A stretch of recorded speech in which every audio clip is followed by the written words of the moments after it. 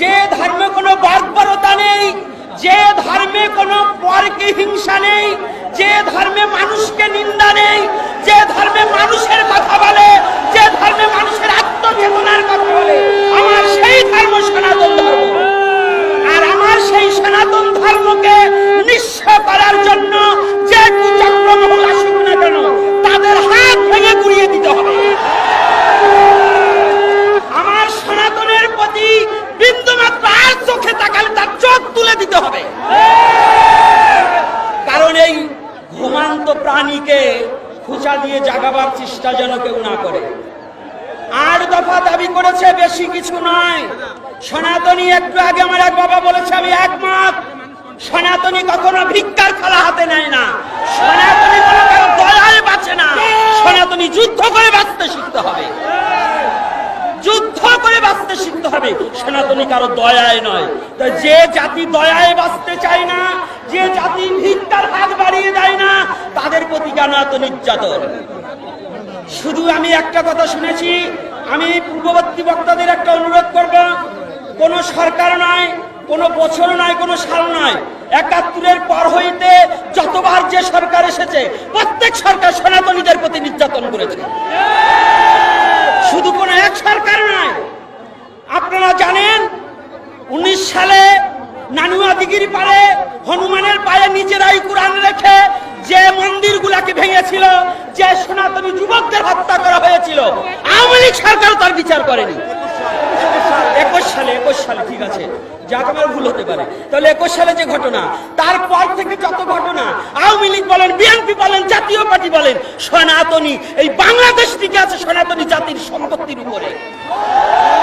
দাতব্য যত চিকিৎসালয়, দাতব্য যত প্রতিষ্ঠান, আপনার জগন্নাথ ভার্সিটি থেকে শুরু করে এই রমনা পার্ক পর্যন্ত সমস্ত সনাতনী জাতির সম্পত্তি। এই বাংলাদেশের মধ্যে যত দাতব্য প্রতিষ্ঠানগুলো প্রায় সনাতনী সম্পত্তির উপরে দাঁড়িয়ে আছে। জাদুঘরের যত মূর্তি আছে সব সনাতনীদের মূর্তি। জাদুঘরে যত সংস্কৃতি আছে সমস্ত সনাতনীদের সংস্কৃতি। এই সনাতনীর সম্পত্তি দিয়ে বাংলাদেশের 12 আনি চলছে, আর এই সনাতনী কেন এত নির্যাতন সহ্য করবে? কি কারণে? এটা অন্তর্বর্তী সরকার এখন এসেছে, আমার জিজ্ঞাসা, আমার জানবার অভিপ্রায়, অবিলম্বে 8 দফা দাবি আমাদের মেনে নেন। এই 8 দফা দাবি আপনার কাছে আকুল আবেদন। আমরা সাধু সন্ত কেন পথে আসব? সনাতনী সাধু সন্ত সহসা পথে আসে না, সনাতনী সাধু সন্ত সহজা রাজপথে নামে না। আর যারা যদি একবার সাধু সন্ত এখন আসেনি, এই বাংলায় হাজার হাজার সাধু সন্ত আছে।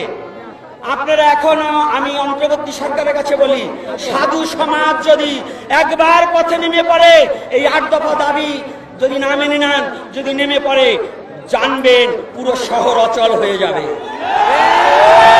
পুরো শহর অচল হয়ে যাবে।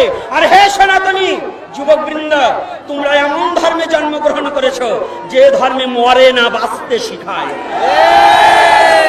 সনাতন ধর্মে বাঁচতে শিখায়।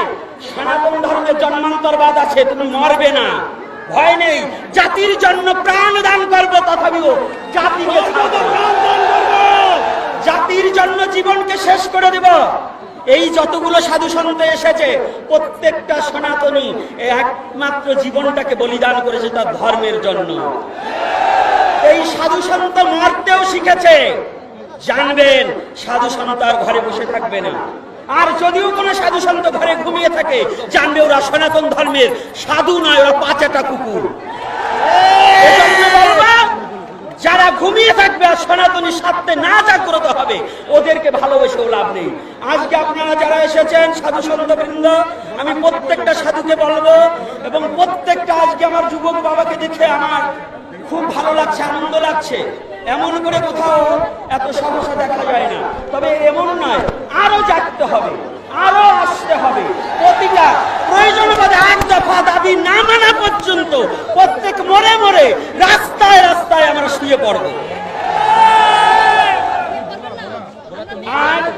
আর একটা কথা আছে, আপনাদের কথায় আমার চলবো না। কথা হচ্ছে বাংলাদেশে আমার নলেজে আছে, আমি এর আগে একটা আলোচনায় বলে দিয়েছি ইউটিউবে, যদি আমি বাস্তব সত্য প্রমাণ না করতে পারি, আমি নিজে ফাঁসির দড়িতে ঝুলে পড়ব। এই যে হিন্দুদের প্রতি অত্যাচার এবং জায়গায় জায়গায় দেবতা মন্দির দখল করা হচ্ছে এবং করবার জন্য যারা উস্কানি করছে, আমি আবদার রাখছি, এই বাংলাদেশ হিন্দু মুসলমান কোনো রেশারেশি ছিল না। হিন্দু মুসলমান পরস্পরে হিন্দু বাড়ির লাড়ু চিরা খেয়েছে অনেক মুসলমান। আমার হাতে আমি 20 জোড়া নারকেলের লাড়ু খাইয়েছি একবার পূজায়। তাহলে আজকে কারা এই বাংলার বুকে কারা এই মূর্তি ভাঙছে, এটাকে তদন্ত করে আইনি নোটিশ দিয়ে এবং এটা তদন্ত করে আইন পর্যবেক্ষণ করে যেন এদেরকে চিহ্নিত করা হোক, এদেরকে চিহ্নিত করা হোক।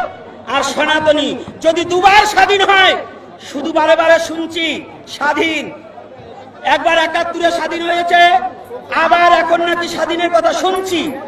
কিন্তু যদি স্বাধীন হয়ে থাকে, হিন্দু কেন পরাধীন, সনাতনী কেন পরাধীন? যদি স্বাধীন হয় তাহলে কি এই দেশের মুসলমানরাই স্বাধীন হয়েছে? হিন্দু কি স্বাধীন হয়নি? সনাতনী কি স্বাধীন হয়নি? তাহলে আমাদের প্রতি নির্যাতন কেন? আর বরিশাল ঘোড়াতে পূজা করতে দেওয়া হচ্ছে না, কারা কাদের নির্দেশে পূজা করা দিচ্ছে না, এই নোটিশটা আমাদের কাছে পৌঁছিয়ে দিন। কারা এত বড় হিম্মত আছে বাংলার বুকে আমাদের পূজা বন্ধ করার মতো?